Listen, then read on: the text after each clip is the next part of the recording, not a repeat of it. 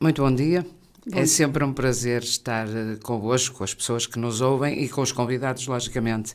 O Zanzas, mais uma vez, esta semana, estará consigo com um tema bem diferente. Tema este que nos leva a vários sítios, pelo menos na nossa imaginação, que é isso que se pretende. Tenho aqui um flyer que diz que na Casa Manuel de Espregueira e Oliveira, que fica na Rua Manuel de Espregueira, há um acontecimento que se chama Contos que a Vida Conta no próximo dia 7 de julho, numa sexta-feira à noite. E a responsável por este evento é Rosiane Lupi. E depois diz por baixo, Corpo e Voz em Cena. Já estão a ver do que estamos a falar. Vamos então conversar com a Rosiane, que vai ser um prazer com certeza, e começar com uma frase que achei piada, que eu vi há pouco. É a vida.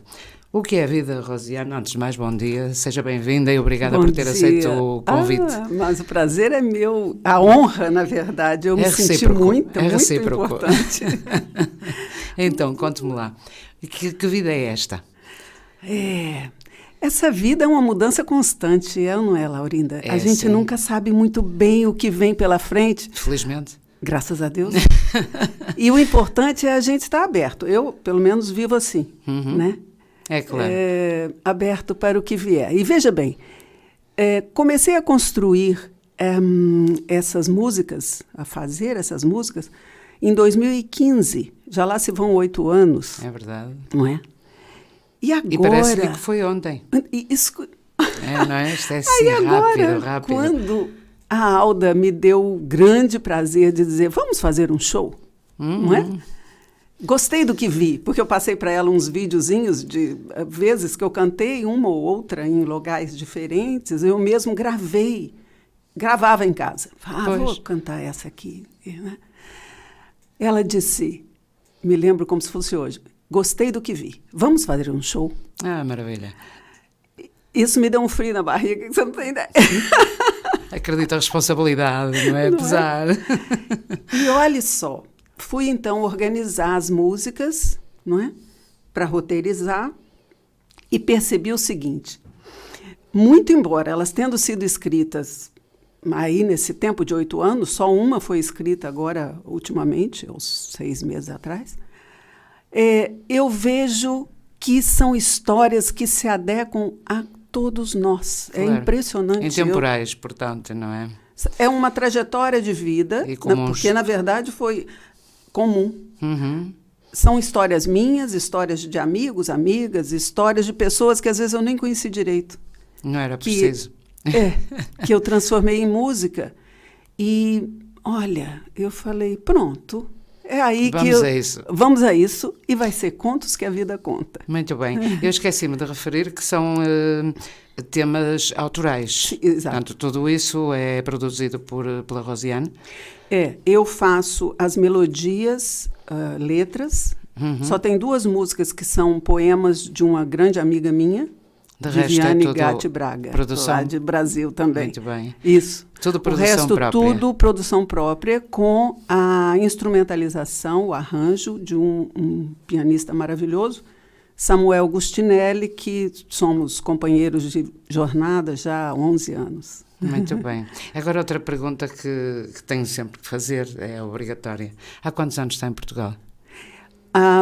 Estivemos, né, eu e meu marido, primeiro em Faro. Chegamos no final de 2019. Começaram pelo Sul, então? Começamos pelo Sul e o Norte nos acolheu. Foi assim. Este é um canto especial, temos de concordar. É um canto especial. É um canto especial. É um canto especial, é um lugar lindo, é um povo especial. Eu fico até um pouco emocionada ao te dizer isso, porque eu fico bastante emocionada. Tenho que admitir. Tenho cá amigos muito queridos, sabe? Tem sido uma trajetória maravilhosa. E nós escolhemos Portugal porque a filha, o genro e a sobrinha, com a sobrinha neta, moram por cá, pela Europa. Muito bem. Mas Portugal, para nós... Minha avó era portuguesa, então pois, tem então as raízes, é o sangue a chamar, não é? Chamou. Chamamento do sangue. Muito bem. Então não está a pensar em ir embora, não está arrependida? De jeito nenhum. Pronto, isso é que nos interessa saber. Agora, depois de quatro anos, quase 5, vamos ao Brasil passar um verão, porque nós estamos sentindo falta do... É claro. E Isso voltamos. nem se duvida de tal, não é? Também eu sentiria com certeza se lá tivesse ido uma vez, pelo menos, que ainda não aconteceu. E espero lá ir. Esta vida das canções, por incrível que pareça, e dos temas, claro, dos temas escritos, dão-nos alguma noção da vida, porque quando se escreve um tema, penso eu que não faço isso, não é? Não estou no seu lugar. Quando se escreve um tema, obriga-nos a estar atentos e ter um fio condutor. É verdade. A história tem de começar no princípio e ir até ao fim com alguma sequência lógica, não é? Uhum. Isso surge-lhe exatamente a partir de histórias que conhece, de histórias que são pura ficção. Como é que acontece esse trabalho? Olha, isso depende muito. Eu tenho uma música que eu sou apaixonada e todo mundo que escuta fala, nossa, essa você estava em Alfa quando escreveu, que é uma história do meu pai me levando à praia. Ele me acordava de madrugada, me colocava nos ombros e nós íamos até a praia sair com os barquinhos, com os pescadores, sair de barquinho, de pesca para alto mar. Ali eu aprendi a escolher peixe, a procurar lagostas e por aí. Olha, O que se aprende, não é? É a maravilha da vida, porque isso me recarrega até hoje. Então, essa foi efetivamente uma história. Eu tive uma ideia, um dia, um mote, como eu chamo, né? Claro. Sim. Era só isso. E daí foi surgindo. Claro. Né? O barulho das ondas e por aí foi. Por outro lado, uma outra peça que fala da palavra. Eu estava no ônibus, uma amiga entrou e falou assim, não acredito, eu estava falando em você ali, falando mal de você. Eu falei, a palavra pega, meu bem. E aí conversamos, ela desceu do ônibus antes de mim e eu falei, palavra. A palavra é danada, a palavra. E foi a palavra, e surgiu a música Palavra.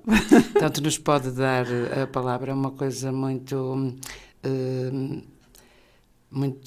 complicada. Não era complicada que eu queria dizer, complexa.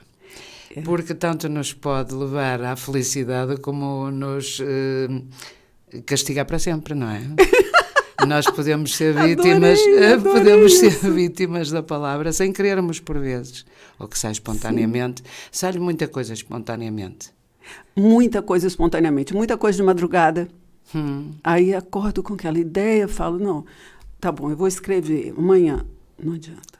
Pois. Eu preciso levantar e fazer algo, gravar, enfim. Porque depois já não nem lembra, que for não é? aquela... Já não lembra tão bem. Depois não lembro tão bem.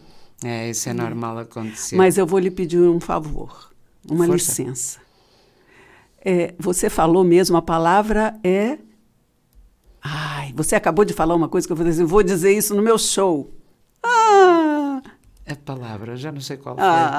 Mas depois eu vejo na gravação. Se você me permite usar no show. Depois do intervalo a gente também já consegue chegar lá, que está mais calma. Não está a pensar na conversa. De qualquer das formas, há uma coisa que referiu que é fantástica. A primeira história de que se lembrou foi com o seu pai, já reparou? Sim, porque foi a primeira música que eu escrevi também. Também, pronto. Mas é essa ligação que nós fazemos ao nosso passado. Nosso passado familiar e emocional, em primeiro lugar, para mim, é daquelas coisas que não se consegue evitar. Sim. Não é? É engraçado que a Rosiane estava a falar e eu estava a vê-la exatamente aos ombros do seu pai e o barquinho à espera. A gente consegue construir logo o filme a partir da imagem que nos é dada, não é? E isso é bom. É tão bom lembrar essas coisas da família, não é? Então. E todos os ensinamentos... Claro que minha mãe sempre foi presente, a mãe cuida, a mãe alimenta, a mãe é mãe. Pronto, tem um canto especial. Ponto final, isso. O meu pai, eu tenho muito orgulho de dizer isso, meu pai na infância foi um boiadeiro no interior do Espírito Santo, um estado muito pequenino, no Brasil. E ele trazia essa coisa de mexer com a terra, me ensinou a como me livrar das cobras, veja. Uhum. Então, coisas assim inusitadas, né? Claro. Andar, velejar até alto mar, e aí, olha, aquele peixe você come assim, aquele ali aquilo ali você não pode chegar perto. É perigoso e tal e tal. Engraçado. Então, toda essa grandiosidade de ver um sol nascendo, o céu explodindo às 4 horas da manhã, me reconecta com o que é de mais precioso. Claro. E me realimenta, não é? Sabe, tudo, Laurindo? Não é? Por tudo. Acredito, Sim. plenamente. Eu sei bem do que está a falar. É essa ligação. Depois sabe que há aí uma coisa, tão pouco que se expressou, entenda-se, a quantidade de coisas que disse. Olha, o conhecimento que o seu pai lhe transmitiu. Sim. Em pequenas coisas do dia a dia. Observações, não é? Sim. Não acha que hoje em dia, não sei se já se apercebeu disso, se no Brasil é assim, provavelmente estamos todos a passar por uma fase dessas, não acha que há uma grande falta de ligação à família e ao que a família foi há anos atrás? Parece que as pessoas querem cortar com um passado que não lhes é agradável. Sente isso? Eu sinto isso e por outro lado, eu devo dizer que fico até animada de que existam pessoas que também falam de budismo, de alegria, de irmandade, né? Ainda hoje de manhã, eu e Galvani temos um café filosófico toda manhã. Né? Gosto disso. E ele falava que o Lama Paden dizia assim, uma flor, uma rosa, floresce ali, mas ela dependeu da terra, ela dependeu do sol, da água, e outras vão florescer dependendo dela, da terra, da água, porque ela esteve ali, do pólen dela nasceu uma outra, e assim foi. Por que será que nós, seres humanos, achamos que somos únicos? Isso. Não é? Cada um é um? Não. Uhum. Todos somos. E é um engano. Todos fazemos um, né? Todos fazemos um, exatamente. Nós somos o produto de tudo que está para trás. Bom ou mau, não importa, mas nós só queremos as coisas boas, não é? E ser bom também quer dizer de aquilo que não foi tão bom, ou não tem uma repercussão tão boa na minha vida, eu posso transformar, né? Nós estamos sempre em transformação. Certo. Foi como você começou, o que é a vida, né? Exatamente, é isto mesmo, é transformação, é adaptação, é conhecimento, é acolhimento, são muitas coisas todas juntas. E, essencialmente, amor, não é? Porque nós, quando fazemos, por exemplo, a Rosiane gosta do que faz, logicamente. Como surge esta situação? Então, essa situação surgiu, eu acho, que pelo que eu me lembro, aos 3 anos de idade, eu dançando, cantando na praça, né? Porque eu gostava de me movimentar. Depois fiz dança, fiz música, comecei na música aos 8 anos de idade. Mas acontecia uma coisa. Quando eu me apresentava sempre, e lá pelos 10 anos, eu acho, eu tive um convite de uma senhora chamada Dalal Ascar para fazer parte de uma escola importante de dança no Rio de Janeiro. Aí meus pais disseram assim, não. Melhor não. Até aqui tudo bem, daqui para frente, não.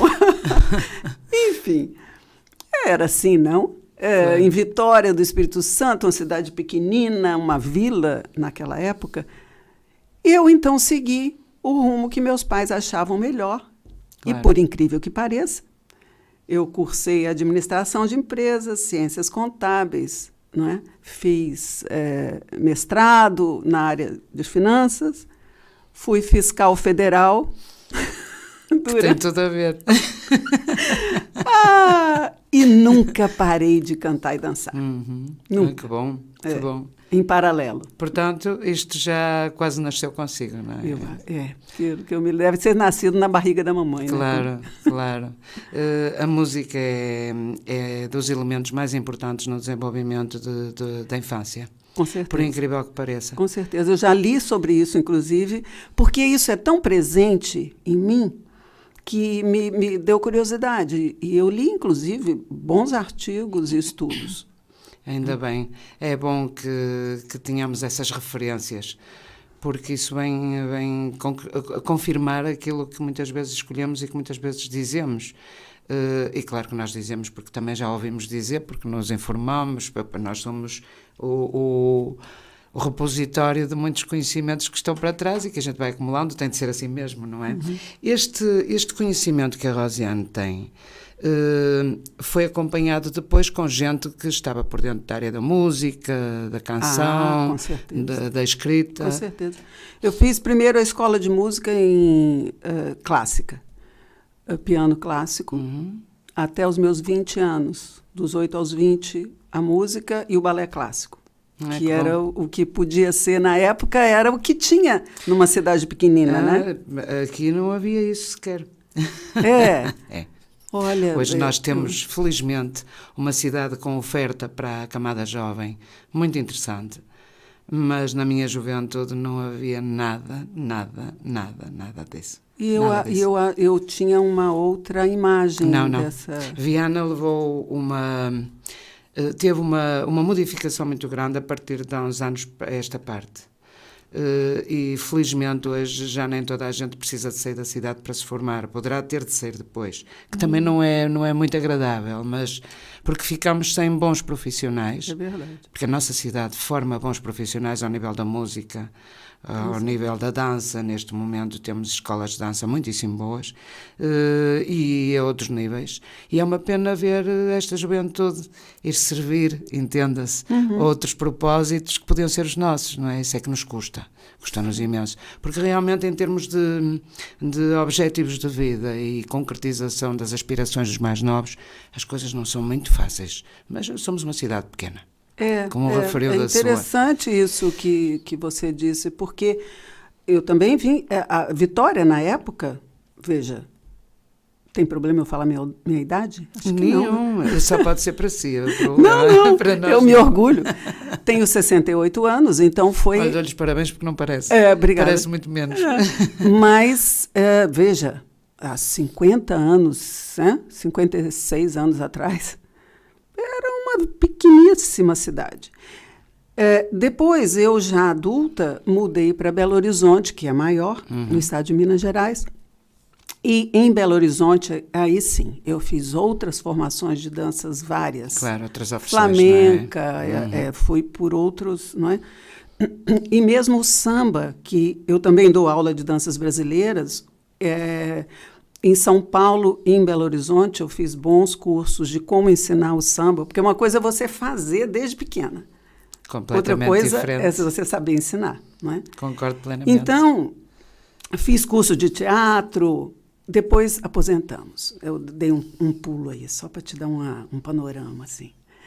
Aposentamos, eu e meu marido, e falamos assim, vamos para a praia, vamos para Bertioga. Bertioga é uma mini cidade parecida com aquela em que eu nasci, e de beira-praia, de litoral, de São Paulo, do estado de São Paulo. Bom, isso eu já tinha passado pelo ser financeira, tudo, né? Tudo na minha vida, toda a formação, né? Apresentação. Minha filha nasceu e eu dancei Carmen em Pontas pela última vez quando minha filha tinha 8 meses, 9 meses, eu acho. Bom, dando esse salto, fomos nós. Eu falei, vou botar um chinelo de praia e não fazer mais nada da minha vida. Adeus, palcos. Conversa. Foi maravilhosa a estadia em Bertioga. Foram 4, 5 anos de participação num grupo de cultura popular. Mergulhei na cultura popular brasileira. Que é vasta. Que é vasta, sim. A cultura mais de raiz, coco, cacuriá, maracatu. E fui vocalista do grupo e atuei durante todo o tempo que estivemos lá. Que era para descansar. Que era para descansar. Foi o Mas tempo isso que eu mais também trabalhei. descansa. Não, Isso para mim também é descansa, ótimo. não é? Participei de peça, foi maravilhoso, foi maravilhoso. Mas aí o filho, a filha, a neta, a sobrinha neta chamaram, né? Nós viemos. Pronto, muito bem. E aqui está a começar agora? Já começou? Na verdade, em Faro, eu consegui entrar em 2 grupos, um de teatro e o outro de percussão, porque eu gosto muito de percussão. Toco pandeiro. Pois já reparei aqui pelo flyer. Isso, meu sim. pandeirinho. Bom, mas fomos pegos pela pandemia. Então, tudo fechou. E Tudo parou, não é? Tudo parou. Foram 2 anos e meio, depois nós passamos 6 meses na Itália, porque meu marido fez a cidadania lá. E, por fim, conhecíamos pessoas aqui, nos encantamos com Viana, mudamos para Viana. Muito bem, fizeram muito bem e acho lá que fiquem cá muitos anos. Sim. E que a gente seja sempre surpreendida com estes temas autorais. Tomara. E que faça realmente mexer algumas coisas, porque aqui há capacidades para lançar projetos. A questão é surgir a oportunidade de ver o que é mais conveniente, o que há menos, que é o que interessa, não é? É o que há menos. Preocupa o futuro? Eu acho que eu não tenho tempo de pensar no futuro. A longo prazo não tenho muito tempo. Penso sim, eu preciso fazer um flyer, agora eu vou me encontrar com a Laurinda, amanhã eu vou fazer, não sei. Sim, esse planejamento. Claro. Sim. Mas isso é futuro, não. Eu não consigo muito. Eu acho que eu me ocupo demais e... Exatamente, não tem tempo para essas coisas. Minha avó dizia assim, não se deve dar oportunidades... Não, cabeça vazia... Ai, meu Deus! Oficina do diabo. Era isso. Oficina do diabo. Tá boa. Era isso. Não, mas o melhor é esperar que o futuro venha ter connosco, não concorda? Não é? E estar sempre preparado, né? Para o que vier. Exatamente. Daquilo que a gente gosta de fazer. Claro, logicamente. Né? Estamos a falar sempre em pensamentos positivos que fazem falta. Na questão da abordagem cultural, tentou em Viana dar a conhecer o seu projeto. Não estou a falar na Casa Manuel de Espregueira propriamente, mas noutros locais. Eu entrei na Câmara com um pedido, na verdade, de autorização para eu cantar na rua. Mas não obtive resposta. Ainda não deram resposta? Ainda não. Já foi há muito? Já foi há mais de um ano, eu acho. Provavelmente quem lhe iria dar a resposta esqueceu-se, é normal também, se calhar é melhor insistir. Mas pode ser. Eu fiquei com receio de insistir, aquilo que eu te falei, né? Eu fico com receio de ser desagradável, enfim. Mas neste caso é melhor porque as pessoas que ocupam esses lugares, quer a gente queira, quer não, devem ter, eu imagino que aquelas cabeças ao fim do dia também devem estar um bocado sobrecarregadas de várias coisas e daquelas que não interessa também, não é? Mas têm de ouvir, têm de Mas espero sim que agora com essa abertura... Mas é uma questão de insistir, porque pode ter calhado de ter caído no esquecimento, quem sabe? É normal, é humano, não é? É, com certeza. E humano também é a gente gostar de música, como estamos aqui a falar, e ouvir o tema que trouxe, que me parece extremamente adequado ao que estamos a conversar. É a vida. Até já. FM.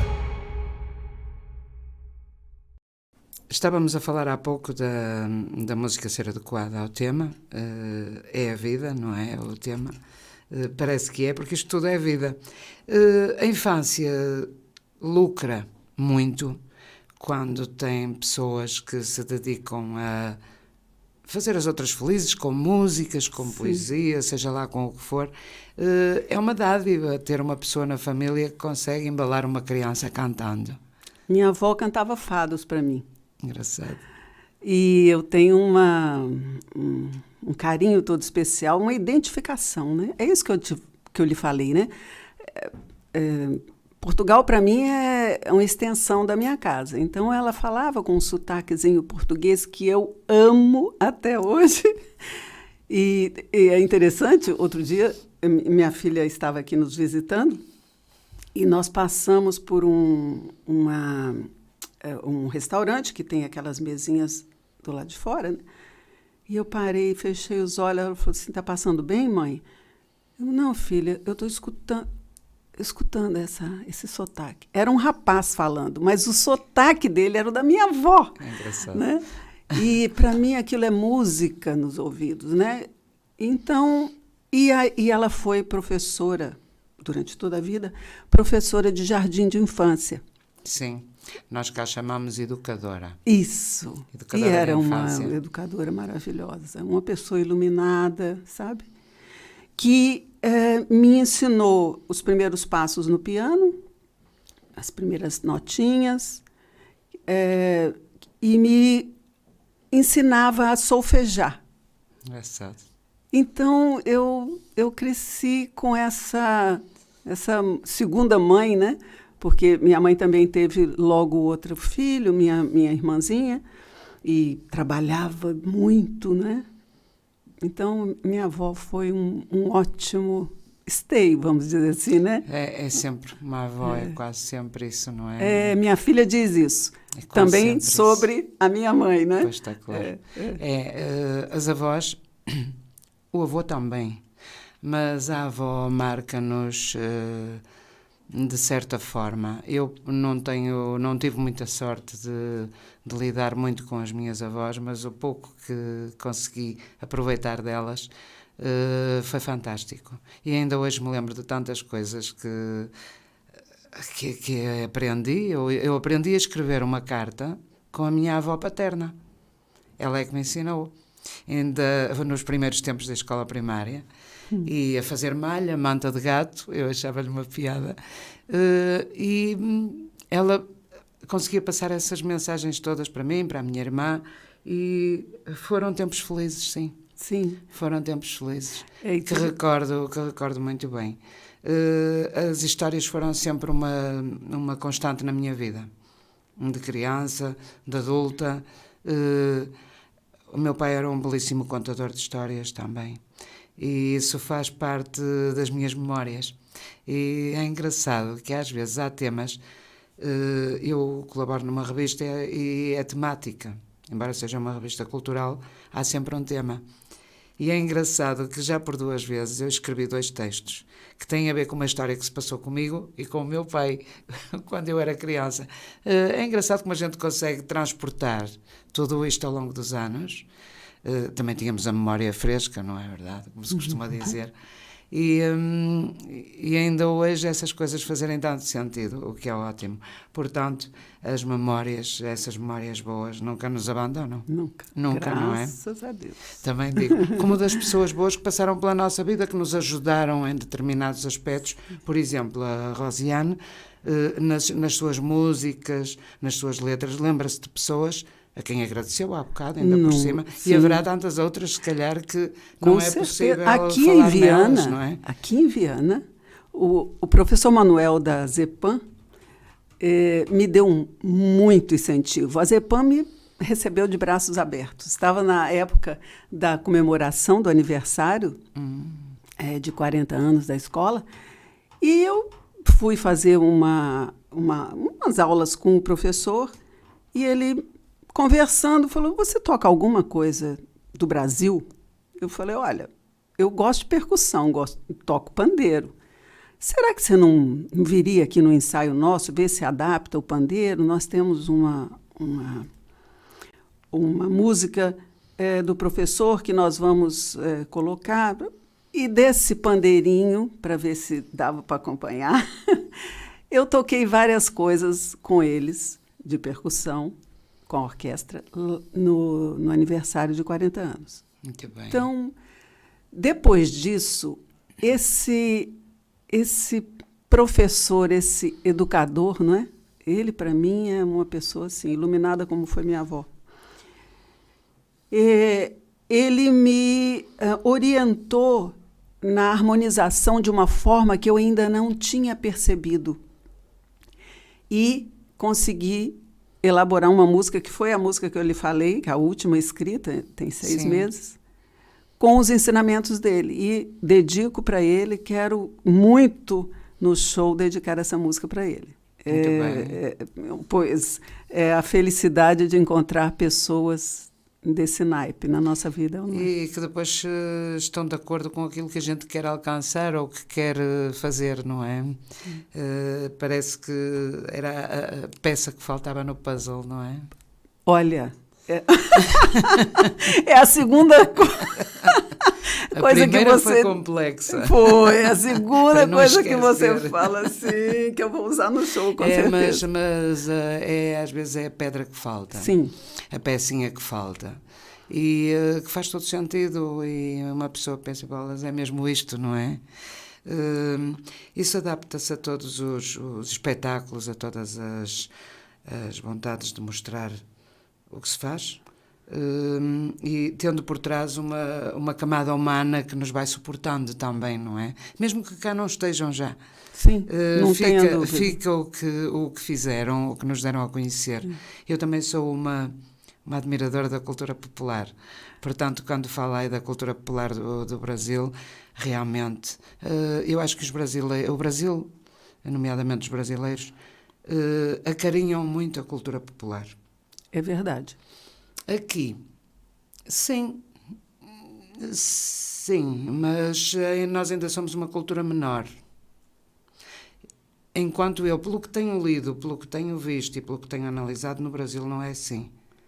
Olha, eu não diria que aqui é uma cultura menor, não. Olha só. Não é de todo. Não. As pessoas é que a veem como tal. Não vejo de jeito nenhum. Há uma grande parte da sociedade que vê a cultura popular como uma cultura menor, como se a cultura tivesse estádios, não é?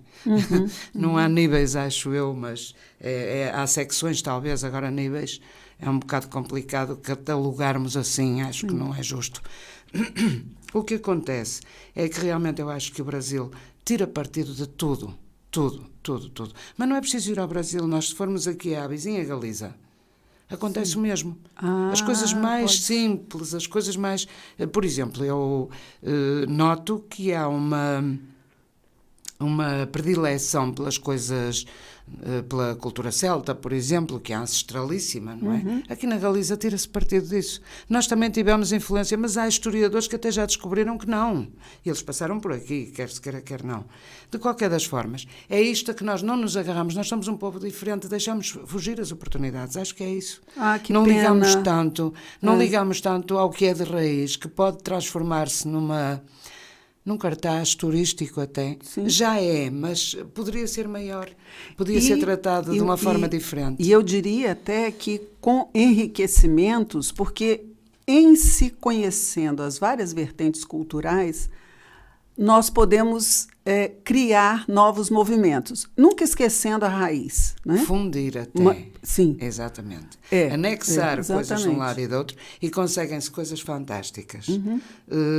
Produções fora do comum, ligadas até às danças modernas e aproveitar a raiz popular para transformar o espetáculo numa coisa agradável para todos, que é com isso que temos de estar preocupados. Criar situações de cena em que agarramos a pessoa de 80 anos ou mais, mas a de 15 também está a gostar. Exatamente. O que não é fácil.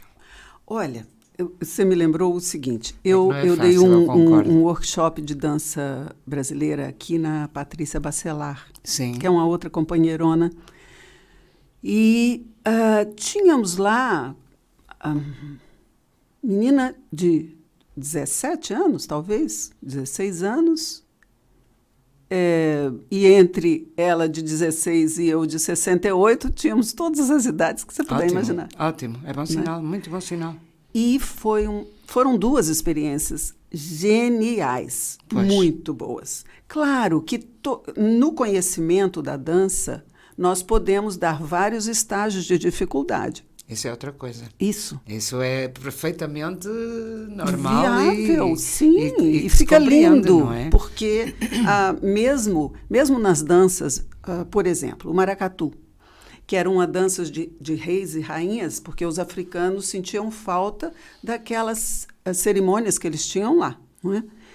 Então, tinha as avós que dançavam com um determinado jeito, não é? Até porque a cadência é diferente. Cadência não é diferente, o passo é miudinho e nem por isso deixa de ser mais bonito ou Claro menos que sim. bonito. É belo do mesmo jeito. Não perde a elegância, não é? Que é o fundamental. E os reis e rainhas com toda a pompa, né? Então, a gente pode fazer essas graduações e fica um conjunto maravilhoso. Temos de falar.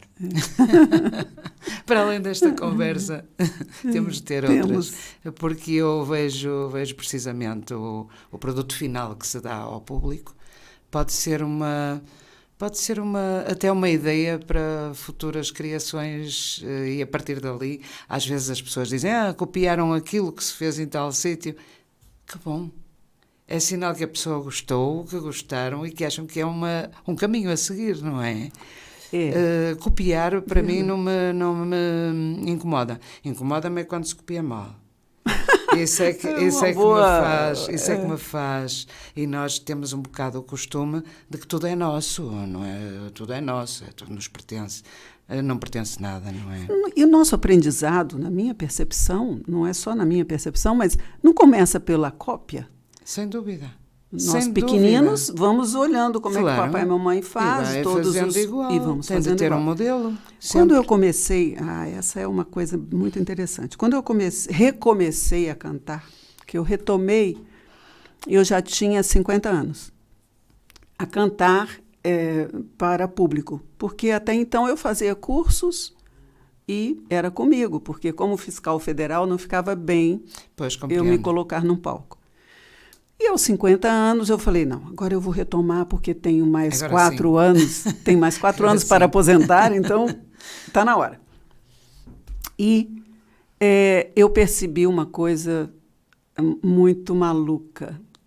Todo esse tempo sem cantar de verdade, mas só fazendo curso e tal, eu tinha desenvolvido uma série de tensões musculares. Claro. Que foi muito difícil tirar, foi muito difícil. É preciso exercitar depois Isso, muito, não é? a musculatura já estava acanhada, claro. Enfim, com mais as preocupações, o corre-corre, filho. Tudo influencia, não é? Pronto. E uma professora me disse assim, de quem que você gosta cantando? Aí Ella Fitzgerald, por exemplo. Por exemplo, um bom exemplo. Ela falou assim, você vai pegar uma música que goste muito, reduzir ao máximo e vai cantar imitando tudo o que ela faz.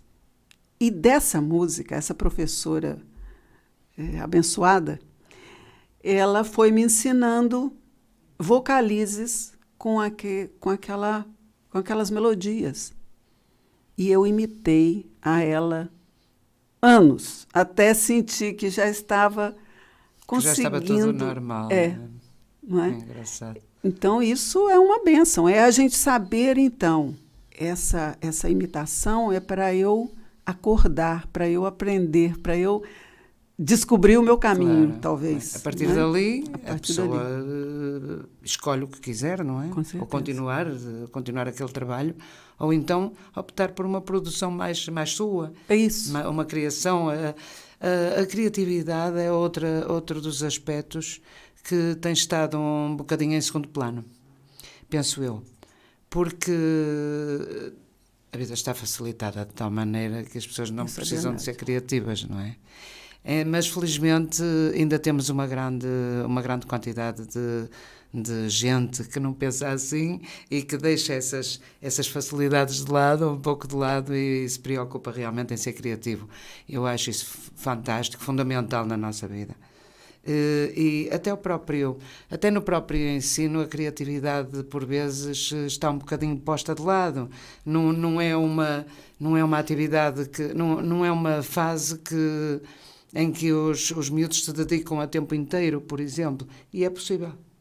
Mesmo no ensino é possível. Dá um bocado de trabalho, é verdade. Eu imagino. Mas, de qualquer das maneiras, o produto final é muito, muito enriquecedor. Muito enriquecedor. E nós estamos falando do futuro, né? Também. Porque são as pessoas que vão levar. Exatamente. E levam tudo. Levam, sim.